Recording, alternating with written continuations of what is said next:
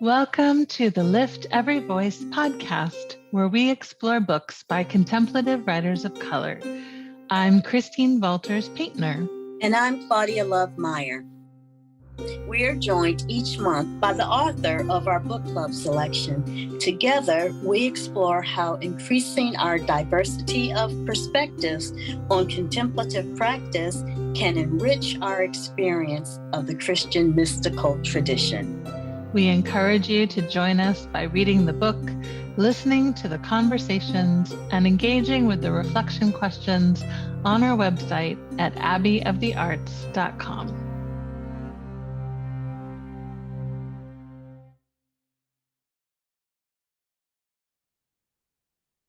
Welcome, everyone, to our Lift Every Voice book club, where I'm joined regularly by my partner, Claudia Love Mair, who's here with me today to talk to Kat Armas, who has been on our podcast before, been featured in our book club before with her beautiful book, Abuelita Faith, which Claudia Love and I still talk about.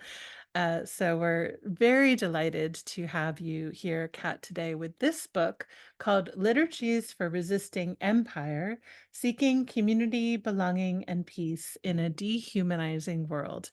And just love this book. Couldn't be more important right now. So welcome to you, Kat. We're excited to talk to you. Thank you so much for having me, and I'm excited to be back. I was actually telling my husband this morning, I'm like, I love speaking to folks who have had me on my first book. I'm like, wow, you're still doing the thing, and it's so exciting and wonderful, and it just really, I love that. We're still here. We're both love this work so much that we keep going. Yeah. Claudia Love, do you want to kick us off? Yeah. Kat, I usually ask people to share their spiritual journey and how they came to write this book, but this one had so much urgency that it was like, palpable. So could you share instead the driving forces that brought you to the page to write this book? And, why did you have to write it? Yeah, that's a good question. As you had mentioned, Christine, a lot of folks tell me like, this is the perfect timing for this book. And it's one of those things where I'm like, I know, and I hate that that's true, like I don't want that to be true. But it is. And so, yeah, I feel grateful that it sort of came out when it did. Although, I started writing this book, as you might know, years ago, right? It wasn't as urgent as it is right now. But that's the thing, these things that I'm writing about, they are not new, they are ancient. As I always say, empire sort of just self-repeats, it has no new imagination. It relies on the same old scripts and the same old systems. And so what we're seeing now is just a new iteration of the same things. As you read about in the book, right? I constantly go back to ancient Rome, particularly because it was sort of the empire par excellence that other empires modeled themselves after. And so yeah, what made me write this book, this was after 2016, after I began writing it a few years after 2020, when those were pretty, big years for the conversations happening sort of in the public sphere, right? And I think a lot of these conversations about empire, we've been having them in the academy for a while. And I sort of felt like, we were having these buzzwords started coming up, like empire and decolonization, right? They were what I call them buzzwords because I feel like they are very nuanced words that found themselves in sort of the public sphere, and people were kind of using them and throwing them around. And not that that's a bad thing, but as someone who had been studying empire and post-colonialism in the academy, I felt like I wanted these conversations um, to sort of take on, public spaces, but in a more nuanced and in a more, I wanted us to kind of be on the same page. Like, what are we talking about when we say empire? What do we mean? What is empire, Because with something like empire, it is so nebulous and so big that I felt like, well, maybe I can offer something that we can all sort of read and that we can all sort of be on the same page about. And I think, I'd sort of name these things because these are all things that we know. I feel like whenever I talk about this book, people are like, oh, you're putting words to things that I've felt. And I'm like, yes, that was my goal, I wanted us to just have shared language about these very big, nebulous, nuanced topics. And so, yeah, and then, this year happened in my book, or I guess last year, and then the book came out and it felt, yeah, like good timing. So yeah. Yeah. Thank you for that, Kat. And I think, yeah, that sense of, I love what you said about sort of bringing that conversation out of the academy into the more public sphere. And I think that that's part of what makes this book so exciting to me, is because you are bringing these words that I've heard in these sort of scholarly spaces for so long and making them more accessible. So with that in mind, can we talk about what is empire in this work, how you phrase it, and what does it mean to resist empire? I know you have particular ways we can do that, but maybe sort of like a broad brush stroke. Yeah, so empire, and I'll just sort of give you like a quick 1 minute spiel of what I mean. Mhm. And I always say, I'm a theologian, I'm not a social scientist, and I'm not a historian, although being a good theologian means that, you are all those things. But my look into empire is obviously from the lens of theology. I want to understand as a spiritual being how empire sort of, and by empire I mean, the isms, the systems in our world, how they have infiltrated who we are, how we view ourselves, each other, how we relate to one another, how we understand divinity, right? Yeah, So that's how what I'm interested when I talk about empire. But empire, just in the general sense, speaks to sort of the idea of it's a relationship of power. And so it's the relationship between a dominant ruling state and a lesser dominant one, right? Historically, it has meant, originally it meant the sort of the rule from an emperor. That's where we get the empire. And then what the emperor did, and historically, it's used the empire to increase its control and increase its rule across distant lands and distant people. So it started, locally, and then it started to, sort of extend that rule and that reach to distant lands and people. But what I'm interested is not just the physical notion of empire, but sort of the ambition behind it, right? And so it became an ambition to continue to extend that reach and that rule and that control and that domination, right? And that's where mhm, you see like land-based empires, and you see sea-based empires, like the ones that we're more familiar with, Britain and the French and Spain. And so yeah, so what I'm interested in is what is that sort of ambition to rule, to dominate, and how has that continued to sort of metastasize throughout time and space to the point that we feel the effects of it, even if we are not being sort of ruled by an empire in the same way that, right. was in the ancient world. Obviously, now we see it in terms of imperialism more, and I'm talking more particularly, obviously, about the U.S., but we see it more because I live in the U.S., but we see it more infiltrated. We see more in the notion of imperialism, where you have Western cultural things like Amazon and McDonald's and Yeah, Coca-Cola, right? These Western corporations that sort of have their tentacles in distant, quote unquote, distant lands and peoples, and how that shapes culture, right? And so then, of course, now the conversation becomes, well, what does that mean about, how is capitalism intertwined in this, and globalization? I mean, these are all sort of intertwined systems. You cannot look at a person, and you cannot understand humanity without these things, without how empire affects us, how capitalism woven into that, how globalization, how all of these things affect, again, how we understand our faith, each other, our relationships, our connection to time, to money, to our bodies, right? And so this is what I'm trying to do in the book, is I'm trying to say, okay, how did we get here? Here's where we are. How did we get here? And why does this matter? And I think it yeah, matters because we are beings, and just similar to the ancient world. And I think this is why it's interesting, because in the Roman world, people were trying to make sense of who they are within empire, and also as they were being called to live in ways that are different from empire. And I think the same is true for us. But it's different because now, so much of our how we, view leisure, even, what is leisure, how we understand, yeah, just everything is infiltrated through the lens of empire, or is, sort of viewed through the lens of empire, and with that, capitalism, etc. So yeah, so that's sort of my understanding of it, or when I talk about empire, sort of what I mean, Mhm. and specifically what I'm focusing on when I speak about empire. Yeah, and so that's a beautiful way to sort of break that out for our listeners. And so then when you're talking about resisting empire, can you give us like a little intro to what that kind of resistance, what does it look like? What are we trying to do when we Yeah, resist empire? yeah, that's a good question. So, something that I always say is that, empire is so big and injustice is so big and there is so much, right? And it can be very overwhelming. But there's also a weird liberation in that, because there is so much that we can do to resist empire. In the beginning of the book, I mention a parable by the Quechua people, or a fable. And it's about a little hummingbird, and the forest catches fire, and all the animals are fearful, and they're saying, what can I do? I'm too small. I can't do anything about this fire.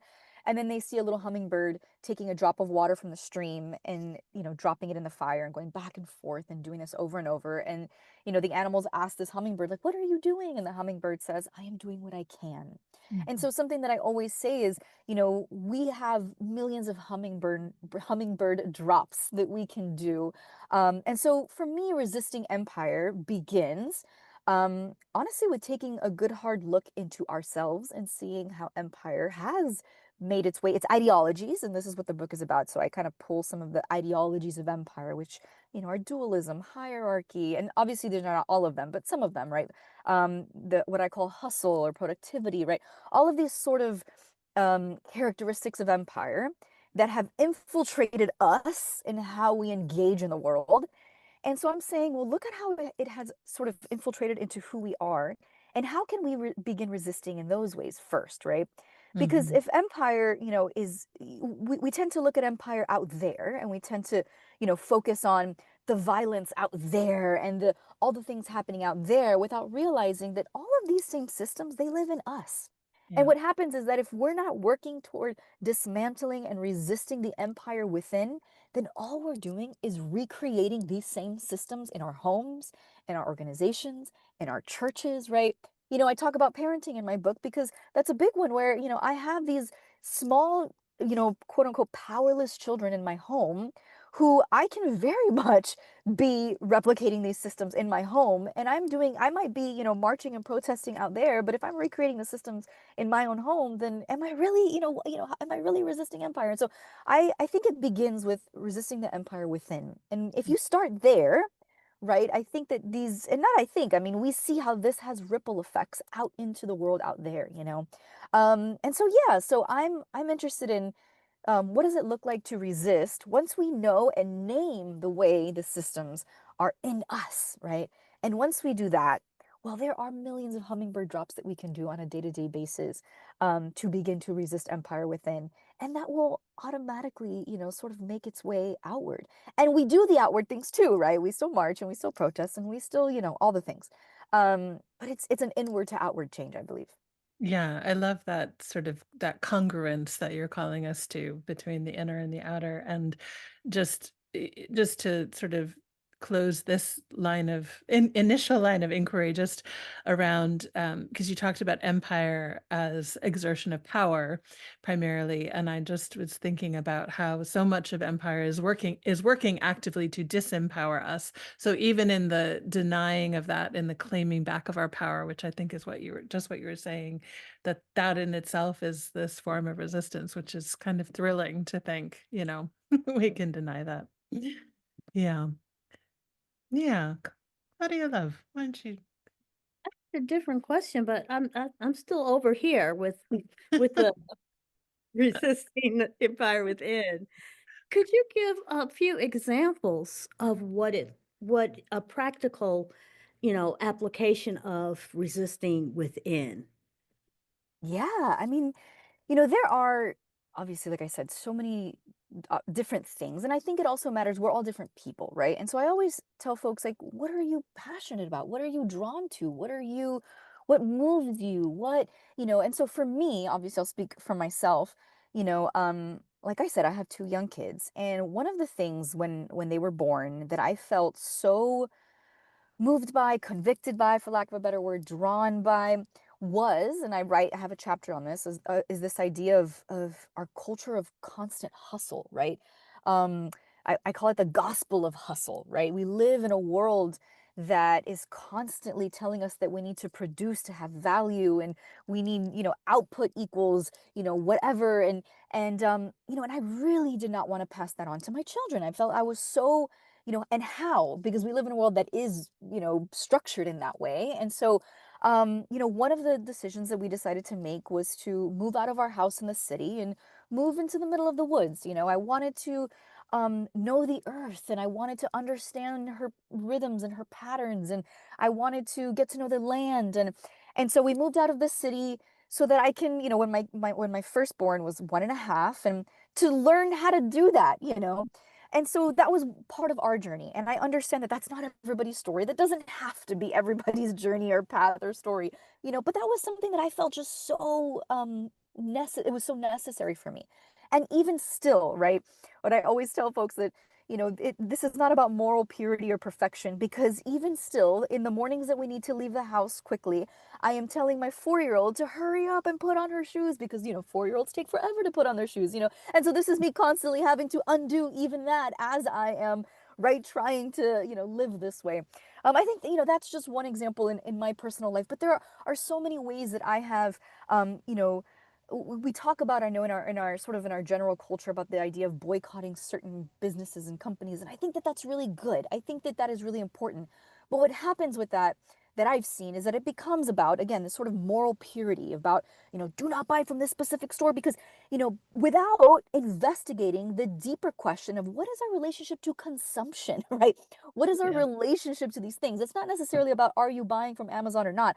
You should, maybe you shouldn't, and fine, we stopped buying from Amazon, but that's not the point, right? I mean, there are people that need to buy from Amazon for whatever reason. There's a reason why it's convenient and it's affordable, right? But the deeper question is not, are you buying from Amazon? The deeper question is, what is your relationship to consumption? You see, what happened in my family when we stopped purchasing from certain companies or certain businesses that we felt, were just, giving money to the oligarchy, was that it redirected our relationship to, what do we think we need? What is our relationship to consumption? What is our relationship to the speed of pressing a button without Mhm. thinking it through, without pausing, without being intentional and attentive, right? And so there are so many things, right? What your relationship is to money, what your relationship is to boycotting certain companies, right? What your relationship is to time and to slowness and to speed. And so again, for us it was the farm, but for someone else it can be something else, something different. But yeah, there are so many things that I think many of us, in the different seasons of our lives and the different places that we find ourselves, different ways that we can engage in these sort of hummingbird drops of resistance. I know folks who are pastors leading congregations, and they're wondering this question, and they say, we want to do something different with our congregation, but it looks exactly like everything else. And so what is a way that you can resist, right, in how you lead your congregation, right? And how hierarchy, it functions in your churches. I mean, there are just, again, so many different things. And I think for my family, it felt like slowness, consumption, these sort of things were so important for us. And so, yeah, we began sort of these little small ways of reorienting our days, our time, our spending, yeah, I mean, and the list goes on. I'm sure more will come to me as we continue our conversation. That's really interesting. Christine, I think, is going to mention something about rest later on, but I found that I am so ableist to myself. you know, you Oh know, yeah, that's where it, yeah. of course, people in my family that are unknowingly ableist. Like if I say I'm sick, I'm taking the day off to, kind of recalibrate, to blast myself with Theraflu and, you know, Hmm. just veg out until I feel better. Then, well, are you gonna go to work? Do they Right, know you're not coming in? And right. have a chronic illness. I do have a lot of work from home days, or Hmm. some not work at all days. Yeah. And find myself, always feeling that push from the empire to say, you've got to produce, your Mhm. work has to look like this in order Right, for you to succeed, or in order for you to have value. right, And it's such a big part of my life to resist this idea that my only value is when I'm sitting here at my right. desk, Yeah, at the office. And other than that, if I'm not doing that, I'm not productive. I don't have right. work. And yeah, Yeah, thank you. Thank you for that. right. I mean, I think that is probably one of the most, I mean, I don't want to use the word big, but one of the most pervasive ones that we all struggle with. I think because of capitalism, because of and the way that work has shifted, and the lines between work and non-work have completely blurred. And so it's this constant always trying to keep up, but the way that the system is set up is that you're never going to reach the place that you are trying to reach, right? And that's the thing. I mean, that is in and of itself an imperial ideal, that you need to achieve something or arrive somewhere, and you're constantly on this journey of trying to get to the destination that does not exist. Right? um and I think that's why, that again, that is one of the imperial ideals of arrival and achievement. Yeah. And that's something also that I'm trying to push against, just in my own mental, landscape. Is just, it isn't about arriving or achieving. Even, I mean, think about the way that we talk about this when it comes to grief. We arrive at the stages of grief, we arrive at some sort of place of enlightenment. People always ask me, when did you get to this place where you just understood, or where you got it? And I'm like, I haven't. I have not reached enlightenment. I say the story about, we moved out, our entire family out to a farm to slow down, and I still rush my child out in the mornings. I mean, this is so embedded in me. I have not arrived at enlightenment. This is an ongoing, continuous work. And I think that is part of it, right? Decolonizing, resisting from empire, whatever you want to call it. This is an ongoing journey that you will be on until the day that you take your last breath. We are never going to arrive at a place of complete, decolonization, or whatever you want to call it. And I think that that is, again, there is a weird liberation in that, because we know that, we're never, like I say, you can't decolonize something that is inherently colonial, right? I say this as someone who has multiple master's degrees. I've spent so much time in the academy, and I know I'm never going to decolonize it. you know, I'm going to be, I can resist it, I can subvert it, I can mock it, I can do all the things. But I'm inherently giving myself, I know and I'm aware that I am in a system that is inherently set to destroy, right? I mean, it is a system of colonial ideology. Same thing with, like, the United States of America. I mean, you can't decolonize the US America. It's inherently a colonial project, right? And so I say that to say that there is no, arrival, there is no, achievement. It's a continuous journey. And I think that if we name that and accept that and embrace that, I think that there's more work we can do, more liberative work that we can do within that. Yeah. That's amazing. But my real question is, in your chapter, Rejecting Empire, Embracing Joy, you mentioned the work of post-colonialism. What is the work of post-colonialism that you're speaking of, and why is it important to you and to us? Yeah, that's a good question. So, that has been my focus in the academy for the last almost 10 years. And so, post-colonialism sort of critiques how Western culture, Western, particularly Christianity, when you're looking at post-colonial theology, which is what I look at, how Western Christianity has shaped colonial power. And it's sort of aiming, what post-colonial theology does is it not only critiques it, but it aims to dismantle imperialistic, Eurocentric interpretations of faith, of the Bible in particular, because the Bible is upheld as the sort of, thing in Christianity. And not that that's necessarily a bad thing, but, we want to critique who has been interpreting it, right? And what is the lens from which we are reading it? And it is inherently colonial, right? Yeah, and it seeks to decolonize theology by elevating marginalized voices, and focusing on liberative and, like I said, interpretations, and like my first book, Abuelita Faith, right? Looking at theologians who have never been considered theologians, and saying, what if these are the greatest theologians, right? This is what we are seeking to do when we look at post-colonial, and we do not live in a post-colonial world, but it's sort of this idea that what would it look like? What if we are imagining a post-colonial world? What would that look like, and how do we get there?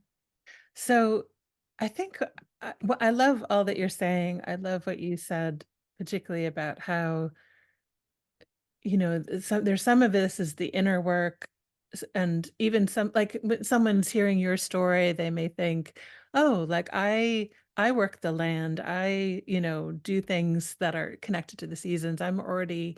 I think it helps people to see, for people to see that maybe they're already practicing this resistance, and then bringing that intentionality, I think, can bring like that other layer of power. And I appreciate what you were saying about not being a thing of achievement. Because I love this quote, because you said, "We've never known a world outside the grip of colonialism, patriarchy, and capitalism. We're going to spend our entire lives holding the tension between them and the world we hope for." And I mean, I love the quote, and it also breaks my heart, but in a realistic way that sort of sobers me to the reality that this is the work. Do you know what I mean? Like, this is what we're called to do if we're committed to liberation. So I really appreciate this long perspective that we're not going to end colonialism in our times. So how do we sustain ourselves in that slow work? As I think so many people get discouraged quite easily, myself included. What are the ways that we keep ourselves going in that resistance?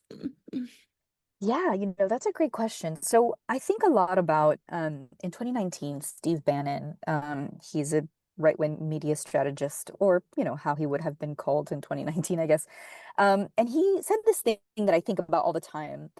And he said, he used the term muzzle velocity. And it's a media strategy, and you may have heard of it, but it's a media strategy that is a purposeful strategy, right? And he said, it's essentially, and I'm going to try and quote him from my head, but I might butcher exactly what he said. But he said, we're going to flood the zone, right? Every day, we're going to throw three things at them. They will chew on one. And while they're doing that, he said, and I quote, bang, bang, bang, we will get all of our stuff done, right? The point of this media strategy is exhaustion, right? It is to exhaust us, to overwhelm us, to quite literally, keep us so overwhelmed and exhausted that we sort of freeze, and we become numb to injustice, and it sort of stops our ability to even respond, right? It drowns out our ability to even respond, right? By the time that we're processing one horror, three more horrors have flooded our consciousness. And I think that that is exactly what has been happening, I would say, in the last 10 years, is this constant flooding of our consciousness with things and information. I mean, this has obviously, been exasperated by the algorithm and technology and the endless scroll and, just and so I think that we live in a world where if exhaustion is the constant posture, right? If constantly doing more, as you were mentioning, just needing to constantly produce and constantly, if this is a strategy meant to exhaust us, right? So what is the opposite, right? And I think that even that, as you mentioned, there are some people that might already work the land.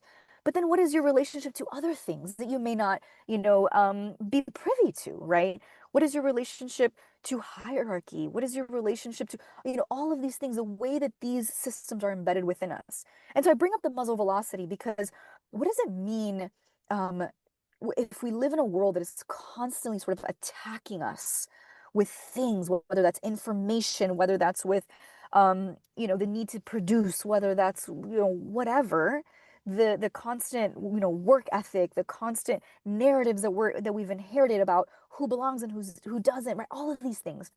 What is the opposite of that? And I think one of the spiritual disciplines that I've been engaging in is an intentional intention and attention to things rather than allowing myself to be flooded by everything, right? Taking a very intentional posture of, rootedness. And by slowness, I mean quite literally taking the time to think and to be and to reflect on, what is it that I want to rid myself of? What is it that I want to, what is the thing that I want to focus on in this particular moment in my life? What is the thing that is moving me, that is, like I said, convicting me, that is, and I think that because we live in a culture that is constantly, you need to constantly do, I think it is a very countercultural way to ingest things slowly, to ponder on, to reflect on things slowly. And so, yeah, I think that that is, I think for me, a way that I have been able to, take this work as it is. It is a long, slow journey. And I'm always looking at a thing that I can, a way that I can um, not give into the muzzle velocity of what it means to be human and be a person of attention. That's been one of the things that has been really captivating for me is attention. You see this so much in the Bible where Jesus says, pay attention to this. Look at this. The flowers, right? The birds. But then Jesus says, one of my favorites is when Jesus says, look at this woman, right? The woman who puts in the coin. And we've made this whole story about this woman's coin and, give this and all. But the story starts with Jesus saying, just pay attention to her, right? Mm. Pay attention to the one that no one pays attention to. And I think that these are all just valuable things to live by in a world that is constantly seeking to take our attention, right? For so many things. And so, yeah, I think that's part of the work is what's the opposite of the muzzle velocity of what it means to be human and do that, right? I was leading a workshop talking about these sort of things, and someone, she's like, well, I just kind of wanted to Google what the opposite of empire was. And one of the words that came up was weakness. And I just loved this. I loved this because if empire is about power, right, and the opposite of power, and I use air quotes, is weakness, let's say, in those sort of literal sense of that, what would it mean to embrace that, and to not be ashamed by it, right? To not be ashamed by embracing weakness. Because even someone like me, who I'm trying to undo and decolonize, I'm like, I don't want to be weak. That's something I am not weak. But you know what? How can we reclaim and not just weakness, but all the things that are not what empire is about, speed and about spectacle and about, all of these things. And how can we live lives that actively resist that by being the opposite, right? In the most Yeah. simplistic way to say that. Yeah, no, I think that's a great answer, and I think it speaks to something else you talked about in the book, which was, that we have to be careful in our in our zeal to dismantle empire to not then take on the very same qualities that empire perpetuates. And that's, I think, one of the challenging things then. So I love what you're saying is by cultivating these qualities, because I think this is where it comes into being really deeply spiritual work, is that we then cultivate the slowness, the spaciousness, the attention, the presence, all of the things that help subvert, yeah, exactly what empire wants us Right. to just to pay not pay attention to. Yeah. Right. And I think it's a matter of imagination because, we, just like the writers Yeah. of scripture, there was nothing, they had no way of imagining something other than what reality was. And so I think of, if you think of heaven, I mean, heaven is the emperor's dream, streets of gold and gates of pearl. I mean, heaven sounds like the best empire you could possibly live in. And not saying that heaven is not that, or I'm not talking about that specifically, but it's all about imagination, right? And so I think for so many of us, as we try to resist empire, because we have no other framework for it, we end up recreating the same things. We're like, yeah, we're gonna do this different. I was talking to a pastor, like I said the other day, and he's like, yeah, I want to be a progressive church that is just different. And I'm like, well, it looks exactly like every other church. So how can we really try to imagine something different? And when we talk about imagination, we tend to go, to the opposite extreme of like, well, we want to live in a world where the hungry are fed and the lion lives with the lamb. And that's beautiful. And I think that's great. But let's start small, because I think we need to do, imagine these incremental, small little changes in our lives and in our systems. And I keep using the word systems because, again, we look at the world out there, the systems out there, without realizing that our families are systems, right? Family systems, our churches are systems, our organizations, everything is a system. And so these systems are also happen in the directly around us, not just out there, but in here and around us, right? And so, yeah, I say, how can we, have an imagination that that is just a little different. You know, I was having a conversation with someone and we were talking about, you know, one of the spiritual disciplines that we try and do in our family is just embrace tension, right? You know, we live in a world that it just wants everything is easy and subscriptions and ease and comfort, and so how do we resist that? By just embracing the thing that just requires a little bit of tension. And so I was speaking with someone recently, you know, we were having a conversation about this, and she said, you know, that's why I love to I love to not use the self-checkout line. Like I love to just go through the checkout line so I can have a conversation. And that was a Yeah. big one for me because I'm like, oh my gosh, I always use the self-checkout line because it's faster. You know what I mean? And I'm like, here I am, you know, this Hmm. is a tiny hummingbird drop of like, no, I'm gonna resist the ease and the comfort and the, you know, the all the ways that empire wants to remove every tension from our lives. So we are just robotic beings that don't interact and don't be, and you know, and I'm just gonna use the non-check, you know, Yeah. self-checkout line. And so anyways, I went off on a little tangent there, but yeah, it's just the ways that we can sort of resist the comforts and embrace the tension in our lives. I think that that is also a beautiful way that we can resist in the moment to moment. But anyways, your original question, not redoing this, yeah, you know, Well, it I was think mine was just a follow-up to my original okay, question. So we're just okay. sort of at this point talking back and forth, which is lovely. Uh-huh. So thank you, Kat. I'll let Yeah. Claudia Love go next. So your chapter, I love the name of it, Resisting Lies and Embracing Reality. You didn't say embracing truth, which is, what I would have expected. And, the empire is real big on telling us what truth is. And Right. even as I was listening to you, thinking about the opposite of empire is weakness and how Black women are always, taught you've got to be strong. You're a strong Black woman. Right. And that dehumanizes me, Yeah. it snatches away my vulnerability. Yeah. And it's not reality. It's not Right. reality. The fact is, I am fragile and there's nothing Mhm. wrong with that. But, Yeah. you know, right now, first of all, we're in an America, you and I, of that's very anti-intellectual at this point. Hmm. Right. And I think that's another way to resist the empire, even if you're in the academy, to learn things. Right. Yeah. And and we've got AI, we've got deep fakes, we've got, wild propaganda. And how do we even know what's real anymore? We've got the empire that thrives on us being disconnected to Right. anything except empire, Hmm. which is why, you know, there aren't a whole lot of us working the land. And Right. and the people Yeah. who are working the land are often marginalized people. Right.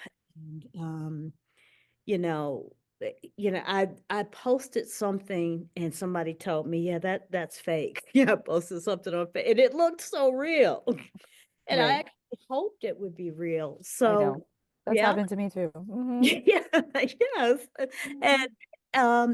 I'm seeing even content creators that I enjoy, people are taking their image and making AI replicas of them Right. that look Hmm. just like them and sound like them, but then they're suddenly selling something that this Yeah. creator wouldn't. I got an email from what looked like my pastor from our church email. It was not him. It was Oh my asking God. for $200 gift cards and Oh take my photos of them. And I'm like, this is not my God. pastor, Wow. but it looked so real. And it took a few exchanges for me to figure out this was a Right. scam. So Wow. how do we figure out what's real anymore? Well, I think I'm asking the same questions you are. I don't have the answer to that, but as you're speaking, I'm thinking again about the idea of muzzle velocity, right? I think it speaks to that. That everything is so we're inundated constantly with information, with news, fake or otherwise, we're constantly inundated. And I think for me, you know, I've set really strict boundaries with me on the internet. I think I've had to because I was finding myself, particularly with the Epstein files, that's really been a big one for me. I have a 4-year-old daughter, and I'm realizing, and I have an inner child, right? And I'm realizing not only is she not protected, but I wasn't either, right? And I think that that is a grief that I've had to sort of reckon with as I've seen, it's bigger than just these evil people did evil things. It's the system is built to protect the evil people that do the evil things and not the people who are exploited and hurt. And anyway, so I say all that to say that, I've had to really reckon with my relationship with information in general.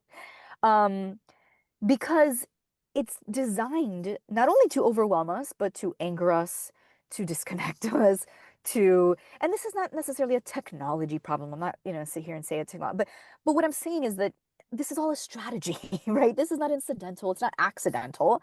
It is a deliberate strategy. And so the way that I think of it and the way that I see it is if this is a strategy, and it's not just a strategy, the muzzle velocity. I mean, this is a strategy in I don't know if you've heard of the term shock and awe, but it was an actual strategy designed in 2003 in the Iraq War, and it was designed to it was like literally guerrilla psychological warfare, where we're just going to flood them so horrifically with bombs and whatever that they just can't respond, and we win because they're so damaged psychologically. And then the same thing is true in courtrooms. I went about the Epstein files. I was reading about that, and the way that the Epstein files are being released, just without context, without guardrails, without anything. It's just a drop, just a sort of a bomb drop, and you're just meant to just sift through it with no context, with nothing, and in the court of law, you're not allowed to do that, particularly when it involves such tender things like child abuse. You're not supposed to just drop that on the jury because again, it puts your brain in fight or flight and you just freeze. You can't respond to that because it's overwhelming, right? And so the way that I see it is if this is a strategy, well, then we also need to be strategic, right? I think I hate to use the word strategy because that is an imperial word, and so I'm trying to find another word. If you have an idea, let me know. But and I know intention is a good one, but I want something else. I think we also need to be strategic people. And so to answer your question, how do we deal with this lack of truth?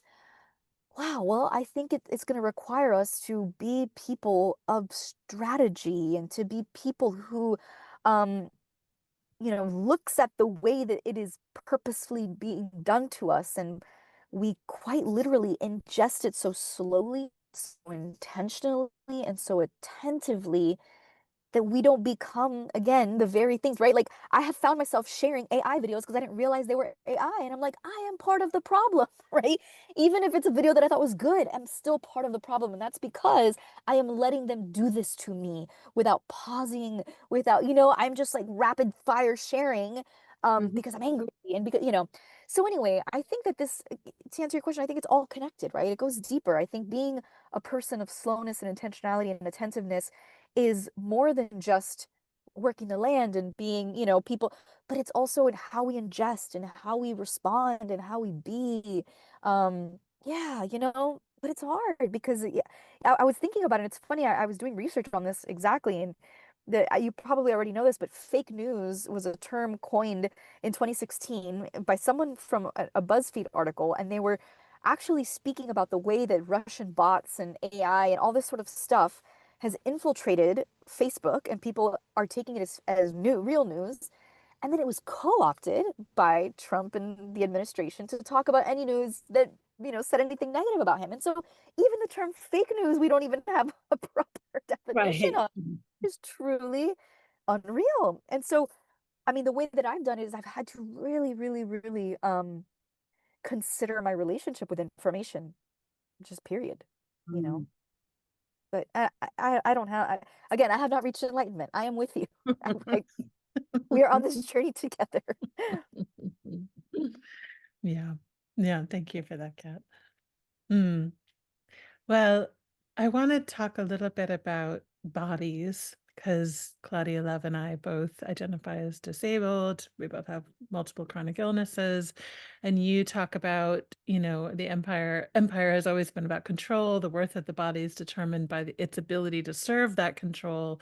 And those who don't fit the model, right, they're then targeted for exploitation. And I felt that strongly, and we've already talked a little bit about ableism, but I just wonder, what are ways that we can resist, particularly those of us who do live in disabled bodies?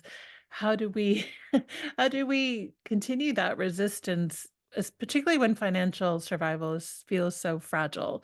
I think that's the tricky part for a lot of us, is that it's some of us to have no choice but to keep Right. working, do you know? Right. Yeah. Yeah, when it comes to something like empire, I think we tend to have this sort of theoretical, ideas about it, and we talk about it in theoretical ways. But I think something that's really important is, as you mentioned, empire affects actual real physical bodies. Like, it's Yeah. not a theoretical thing out there, but it's something that lives not only in us, its ideologies in us, but in actual physical bodies, marginalized bodies, disabled bodies. And it's something that, I mean, is quite literally tied up in capitalism. It's tied up in money. And it's, if your body cannot produce for the system, then your body has no worth or no value. you know um and I think that that is something that when it comes to something like ableism, what a lot of people don't realize, and of course there are particular bodies, disabled bodies, who feel this deeply in their bodies, but also it's a system that affects all of us. I mean, we Yeah. all give into this system, and none of us are we're all just succumbing to this idea and these beliefs that affect all of us, that damage all of us, because we're all people who live in bodies, right? Yeah. And at some point, most of us will live in a disabled body, whether from age or illness or whatever it is. And so, it's something that I feel like we all need to reckon with. And I speak as someone who does not identify as disabled, but someone who deeply recognizes Mhm. that this system affects me, right? And someone who deeply must reckon, and I do. I'm constantly reckoning with the way that this system has pushed me to limits that are unattainable for any of us. And so I think, again, a lot of it starts with decolonizing the mind, and of course, I'm going to speak as someone who is not disabled, but who is deeply invested in this work. Um, it really starts with decolonizing the mind, and what is it how is it that I view my body? I love how Sonia Renee Taylor, she talks about, in her book My Body Is Not an Apology, she talks about sort of this hierarchy, of this ladder of hierarchy that we all are on. And we don't realize, like, from the moment we're born, we're somewhere on this ladder, depending on our race, or we're somewhere on this ladder. And what we don't realize is that every step up, and we spend our lives trying to ascend this ladder because we are told that we must ascend the ladder to have power and to have freedom and to, whatever. But what she's saying is that every step up that we take, we are inevitably stepping on someone else. And we may not realize or recognize or intend to step on someone else, but the system is built so that we are constantly stepping on someone else as we step up, as we make our way up the ladder. And then what I love that she says is, and the way that I just see all of this, is that, what if we all realized that that ladder itself is fake? It does not exist. It is a construct, right? What if we all stepped off the ladder? And I think about this when it comes to everything. I'm one of those people. I'm like, goodness, if we can just all just get on board with one general strike, the entire system would collapse. You know what I mean? Like, all of it would be done. 1 week, 1 month, it'd be done.